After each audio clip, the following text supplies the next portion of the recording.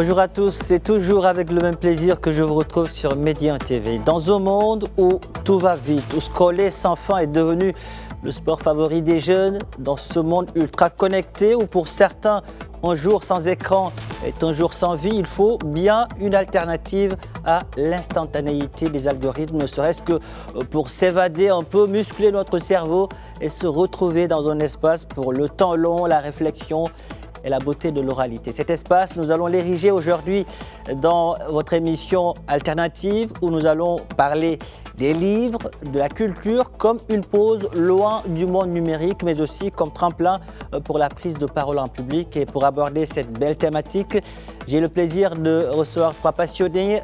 Khaira Bouaza, en direct de Casablanca. Elle est la fondatrice du club de lecture de bibliothérapie. Khaira, bonjour et merci d'avoir accepté notre invitation. Bonjour, merci beaucoup. Honorée d'être invitée et de parler de cette belle thématique. Alors, elle est aussi à Casablanca, Priscille Lokibou. Merci d'être avec nous. Vous êtes la fondatrice de Dare to Speak, un club d'art oratoire. Et sur ce plateau, j'ai aussi le plaisir d'être avec Papa Alioune Sarr. Bonjour Papa Alioune. Papa Alioune qui est journaliste ici à Média TV. Merci d'être avec moi sur ce plateau. Bonjour Pape Pierre, bonjour à tous. Quelle belle alternative d'être là sur ce plateau pour parler du livre. En tout cas, ça promet parce que je suis avec des passionnés. Le livre, la lecture, un moyen pour se détacher du tout numérique, même si le digital nous permet aujourd'hui d'aller rejoindre Khaira Bouaza à Casablanca. Khaira, vous avez eu la belle idée de fonder un club de lecture, The Bibliothérapie, et vous continuez cette belle aventure autour du livre. Chez vos membres, est-ce que vous avez senti ce besoin on va dire, de déconnexion, ce besoin de s'éloigner des écrans pour se retrouver, se réconcilier avec la lecture, s'enrichir au fil des pages? Tout à fait. Alors, le besoin est né par moi-même en premier parce que j'ai une carrière 100% digitalisée. Depuis 2012, je travaille de manière tellement connectée que j'avais ressenti ce besoin de revenir à quelque chose de plus lent, plus vrai, plus profond, on va dire, et de ressentir cette pause-là dans le quotidien qui est très chargé. Et j'ai commencé à pratiquer et à intégrer la lecture dans mon quotidien. Et ensuite, je me suis dit, pourquoi pas créer un espace où nous pourrions rencontrer d'autres personnes et ralentir ensemble, puis discuter des livres. Et au fur et à mesure, je remarque à quel point est-ce que les participants en ont besoin. Parce que généralement, c'est des séances qui se passent les vendredis en fin de journée, après une longue semaine de travail 100% connecté. Donc, les gens sont heureux de venir dans cet espace qui est dédié à la lecture et aussi et avant tout à l'humain. Donc, c'est un espace de connexion, un espace de partage, un espace de bienveillance et de chaleur humaine. Et donc, laisser le téléphone de côté pendant 3 petites heures pour discuter et échanger autour d'un livre, c'est quelque chose qui fait beaucoup de bien. Et C'est donc, la raison pour laquelle vous parlez de bibliothérapie. oui, tout à fait, tout à fait. Donc, Alors, le club bibliothérapie, une fois par mois, un vendredi soir, où on se dit qu'on va tout mettre de côté, on va se retrouver autour d'un livre. parfait. En tout cas, entre la lecture et la prise de parole en public, il y a qu'un pas. Et ça, Priscille qui est aussi à Casablanca, Priscille, vous l'avez bien compris. Et si Khaira a fondé un club de lecture, vous avez lancé un club d'art oratoire. Là aussi, nous avons un moyen efficace de se détacher du tout numérique. Vous, en tant que passionné d'art oratoire, comment la lecture constitue-t-elle, on va dire, la première case à cocher pour être pas un beau parleur, mais un bon orateur? Merci déjà pour la question.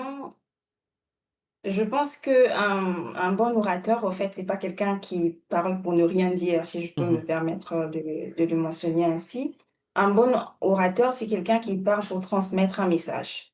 Et la lecture, pour moi, je dirais que c'est très important. Pourquoi? Parce que ça ouvre un large champ de connaissances et aussi, la lecture nous permet d'améliorer ou d'approfondir notre vocabulaire, d'apprendre de nouveaux mots, des nouvelles expressions. Et aussi, en lisant, je pense que ça nous permet, d'une manière ou d'une autre, d'avoir une certaine structure dans nos idées. Et je dirais oui, la lecture, c'est important pour une bonne prise des paroles, surtout pour un bon orateur qui sait ce qu'il est censé dire, pourquoi le dire et surtout quand le dire. Ça permet de transmettre un message.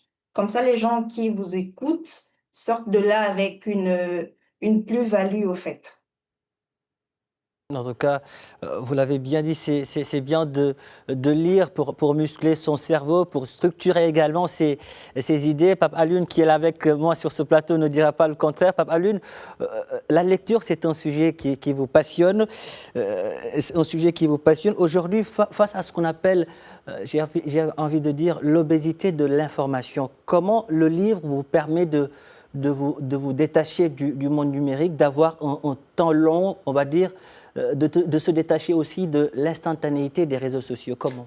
Oui, on dirait plutôt réseaux asociaux parce qu'il reste peu de social sur la toile. L'expression obésité de l'information a un côté amélioratif, Pape Cheikh, parce que l'information est une activité spirituelle de la conception jusqu'à la diffusion. Moi, je dirais plutôt une surconsommation d'écran peuplé d'activités inutiles. Et dans cette expression-là, ce qui me plaît, c'est le mot écran, qui est un peu le mot-clé de notre discussion aujourd'hui.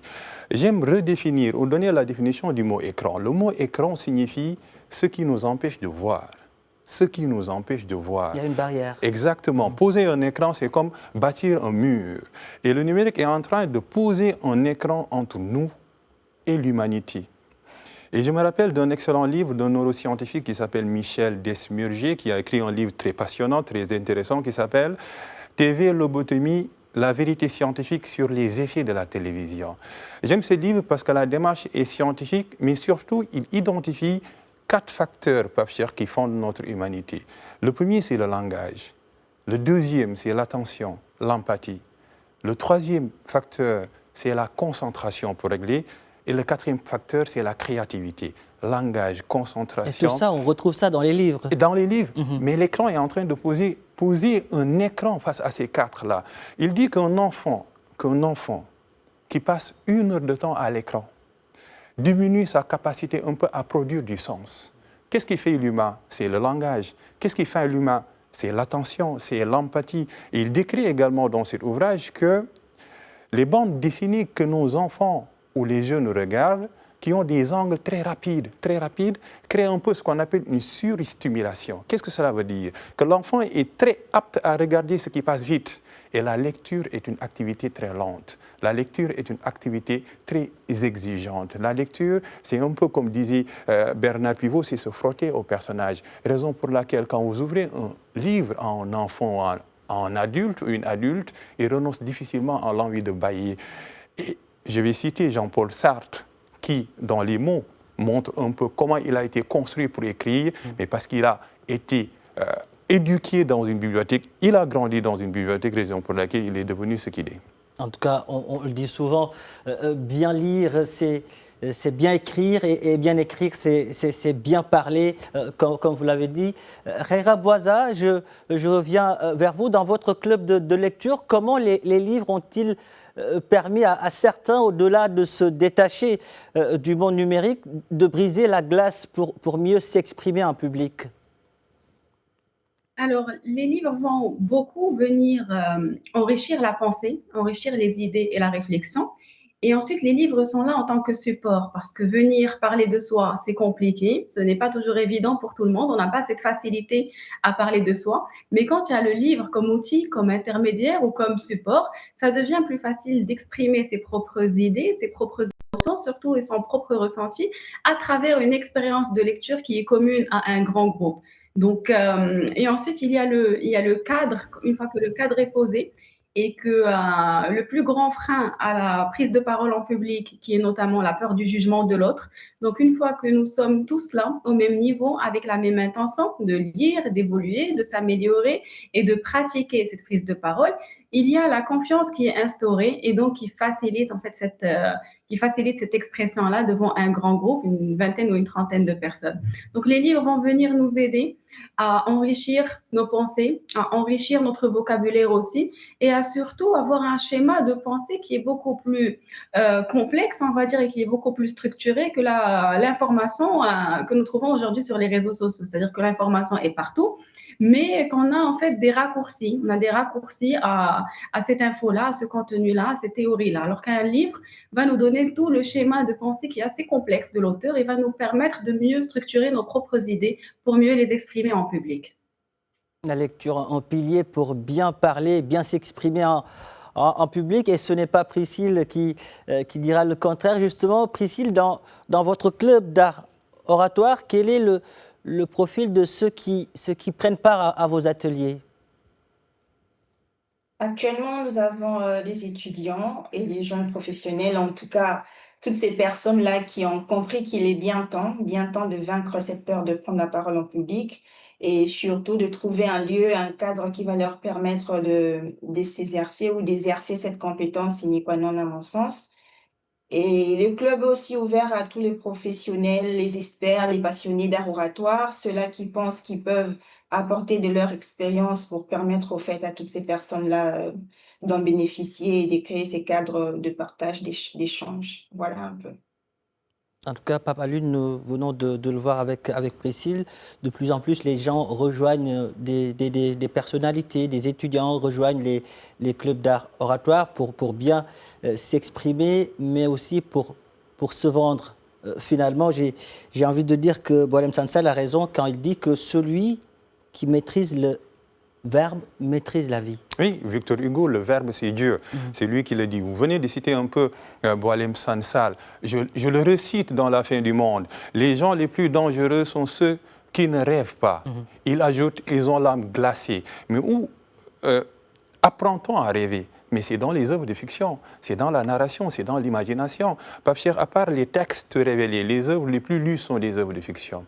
Et même, ce n'est pas seulement dans le domaine du livre, c'est dans le domaine du cinéma que tout ce qui est fiction, tout ce qui est imagination, tout ce qui est rêve, tout ce qui est cette forme d'ouverture à un autre monde que nous offre le livre, mais c'est magnifique. La lecture est une activité non seulement ludique, divertissante, mais c'est une activité qui nous permet un peu de voyager partout dans le monde. Nous qui avons grandi au Sénégal, connaissions déjà la Tour Eiffel avant de s'y rendre, autrement dit par le canal un peu de la lecture. Nous qui lisions Marcel Pagnol, sachions déjà ce qui se passait dans les campagnes françaises, mais parce que à travers les lignes, on arrive un peu à voyager. C'est le grand voyage du monde. S'exprimer, c'est un mot important.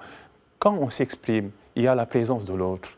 Quand on parle, il y a la présence de l'autre. Et le numérique nous empêche cela. Avec le numérique, nous ne parlons pas, nous parlons à nous-mêmes. Nous n'échangeons pas, nous échangeons avec nous-mêmes. Cette coupure relationnelle dans la sociabilité et dans les rapports entre les individus montre aujourd'hui que les jeunes maintenant commencent un peu à trouver des sortes de paravents, des sortes d'abris pour tout simplement ouvrir des livres, se déconnecter et voyager. Et si on perd aujourd'hui le goût de la lecture, à cause de ces écrans dont vous venez de parler, à cause de l'intelligence artificielle qui est là aussi. On est dans un monde où il y a le gaming, l'IA, des écrans voilà, à longueur de journée, on ne fait que scroller. Comment retrouver le goût de la lecture? Et si on perd tout cela, on perd ce qui fait notre singularité, autrement dit la créativité. La créativité, je parlais tout à l'heure de Michel Desmurger sur les activités lentes. Et parmi les activités lentes, il n'y a pas seulement la lecture, il y a la peinture, il y a le dessin. Ces activités lentes-là qui nécessitent tout simplement cette concentration, ce silence pour être devant l'imaginaire, devant la chose qu'on va créer. Mais on dit toujours, Pape Cheikh, que l'enfant ne fait pas ce qu'on lui dit, il fait ce qu'il voit. L'enfant fait ce qu'il voit. L'enfant qui grandit dans un environnement peuplé de livres ne fera qu'ouvrir des livres. Je recite également les mots de Jean-Paul Sartre parce que c'est son œuvre autobiographique. Il a grandi. Qui nous détermine. Exactement, c'est l'environnement qui détermine la conscience. On ne peut pas imposer aux personnes, lisez, lisez, lisez. Non, il faut tout simplement créer un environnement de lecture. Et ce que les jeunes font maintenant, il y a une adhésion de ces jeunes-là qui savent que les écrans nous mènent vers la fin du monde humain. Alors, Khaïra, nous allons vous retrouver à Casablanca. Pape Alioune l'a dit, l'environnement dans lequel on grandit nous détermine souvent. Aujourd'hui, la maison ne devrait-elle pas être la première bibliothèque de l'enfant? Que doivent faire les parents pour que la lecture soit un moment de pur bonheur pour l'enfant. Tout à fait, c'est un point essentiel et crucial en cette période-là et pour cette génération, d'instaurer la lecture comme quelque chose qui fait partie de la vie quotidienne normale et qui devrait être présent dans chaque maison. Et tout à fait aussi qu'un enfant va suivre l'exemple et ne va pas faire ce qu'on lui dit. Donc, s'il voit ses parents constamment à scroller sur un téléphone, on ne va pas s'étonner plus tard que l'enfant réclamera son propre téléphone et passera aussi des heures sur les écrans.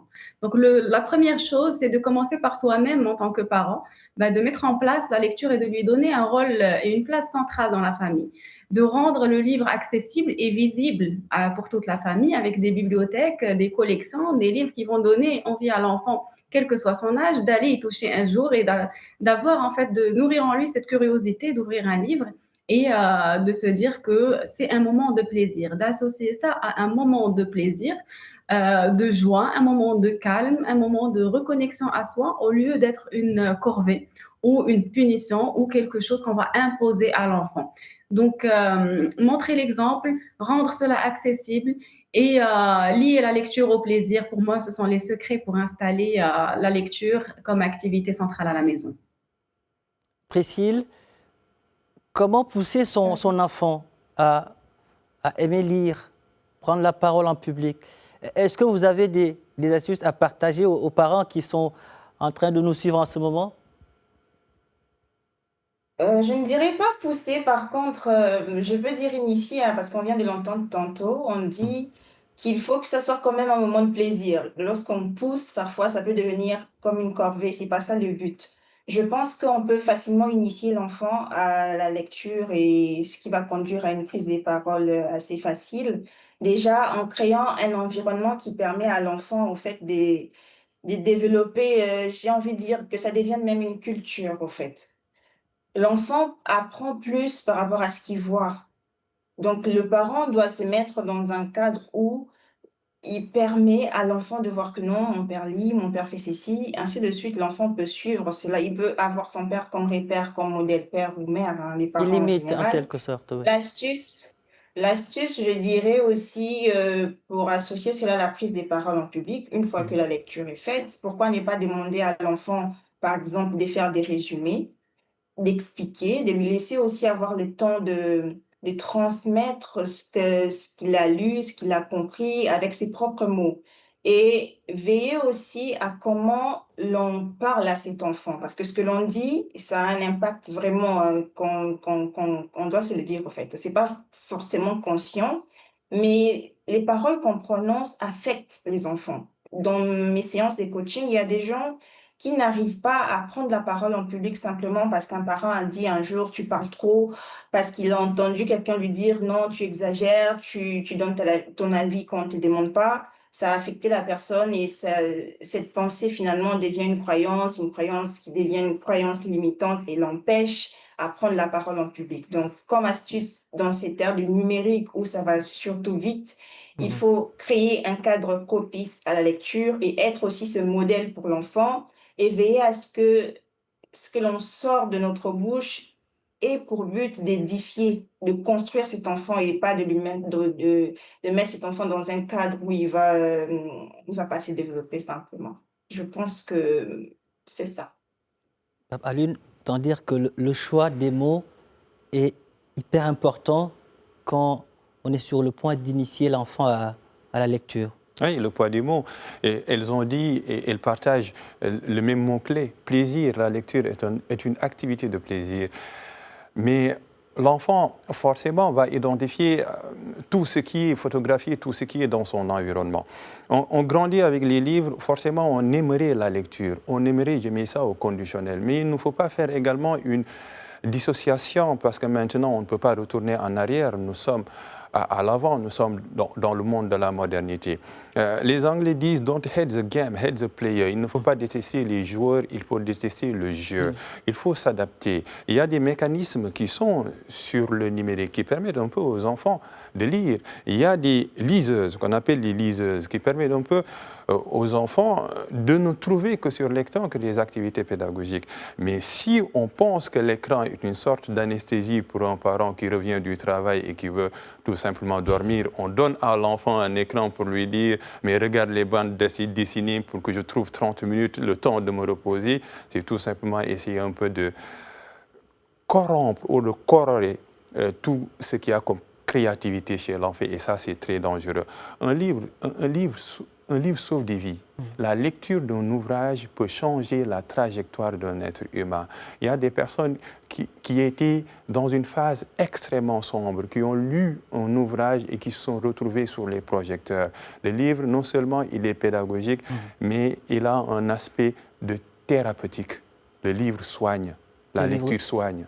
Le livre soigne, vous l'avez dit, et nous dans tout ça, nous médias, quel rôle devons-nous jouer pour promouvoir la lecture, l'excellence, pour pousser l'enfant à aimer lire? Faire des émissions comme celle-ci, faire des émissions culturelles, des émissions en prime time. Maintenant, les médias commencent un peu à s'adapter sur cela, au-delà d'informer les médias en le rôle d'éduquer et de divertir. Je pense que ce sont les trois piliers qui incombent aux médias. Les activités de lecture, quand elles sont projetées sur l'écran, facilitent mieux l'amour de la lecture chez l'enfant. Beaucoup de nous qui avions aimé la lecture, c'est parce qu'on a vu des présentateurs animer des émissions de lecture, de grandes émissions de lecture qui ont peuplé l'écran avec de grands écrivains, de grands hommes et de grandes femmes de lettres qui ont défilé sur l'écran. Et ça, on a un peu cet acte, cet amour, cette vision, ce rêve d'être comme ces personnes-là qui sont fabriquées à travers les mots, qui sont fabriquées à travers l'ouvrage. Nous allons retrouver Reira, qui est toujours avec nous en direct de Casablanca. Reira, j'imagine, en dehors de votre club de lecture, vous devez aussi avoir des projets pour que l'amour de la lecture partout et pour tous soit une réalité au-delà de ce beau slogan. Tout à fait, oui, j'ai pas mal de projets en ce moment. Il y en a un que j'aimerais particulièrement en parler. C'est un club qui s'appelle Offline Society. Donc, c'est plus un mouvement, Offline Society, qui a pour objectif d'aider les gens à se déconnecter. Et donc, on organise des rencontres où on bloque les téléphones dans une boîte, on les bloque avec une serrure. On les enferme à clé pour que les gens puissent au moins souffler. Et pendant ce temps-là, ils sont libres d'écrire, de lire ou simplement d'avoir un lien humain entre eux, donc discuter, échanger, jouer, pratiquer une activité qu'ils n'ont pas le temps de faire à cause des téléphones, justement. Ça peut être du coloriage, de la peinture, des jeux de société qui nécessitent plus de temps, ou de la lecture, encore une fois, ou de l'écriture. Donc, une reconnexion à l'essentiel. Mais pour cela, on a eu besoin de passer justement par cette étape de confisquer limite le téléphone et de le mettre dans une box pour pouvoir libérer du temps et libérer les mains et l'esprit de ces personnes-là qui vont venir pratiquer ces activités. Alors, Priscille est aussi toujours avec nous et je pense qu'il fera autant aussi, n'est-ce pas, pour que l'art oratoire, Priscille, résonne partout au Maroc, mais aussi dans d'autres pays d'Afrique. Oui, bien sûr, c'est ça l'objectif, hein. L'objectif n'est pas de rester au Maroc. La vision est vraiment pour toute la jeunesse et toutes ces personnes, la jeunesse, j'ai envie de dire africaine d'abord, et puis après on verra à l'international et toutes ces personnes qui sont censées développer cette compétence. Mais actuellement, nous commençons au Maroc et avec le temps, vous le saurez. En tout cas, on va communiquer sur nos différentes plateformes, notre avancée par rapport à ça. Actuellement, nous sommes d'abord en train d'implanter les clubs dans les villes au Maroc. Et Pape Alioune, vous chargerez encore de recevoir les belles plumes pour nous faire encore aimer le beau. Et surtout d'apprendre de ces belles plumes-là. Inviter un auteur, ça n'a rien à voir. On voyage avec lui, surtout les grandes plumes dont vous parliez tout à l'heure. Mais c'est ça la responsabilité des médias, c'est ça la responsabilité des journalistes, c'est ça la responsabilité d'éduquer à travers l'écran. C'est offrir au public, offrir surtout aux jeunes, des modèles, des personnes qui n'aiment que la lecture. C'est bizarre aujourd'hui de dire dans ce monde au XXIe siècle, j'aime la lecture. On dirait un peu que tu es anachronique. On parlait tout à l'heure de cette initiative, de ces personnes-là qui sont dans l'obligation d'enfermer l'écran pour pouvoir être seuls. On est dans une prison à ciel ouvert avec l'écran. On est dans une prison à ciel ouvert avec l'écran. Papa Lune, merci. C'est un plaisir. Je dirais aussi merci à Priscille et Khaira. Voilà, merci d'avoir été avec nous. Je rappelle que vous répondiez à nos questions depuis Casablanca. Merci. Merci à vous. Merci à vous. Voilà qui referme ce numéro d'Alternative. Merci de l'avoir suivi. Un grand merci aux équipes techniques et rédactionnelles ayant contribué à sa réalisation. Bonne suite des programmes sur Média TV et Média TV Afrique.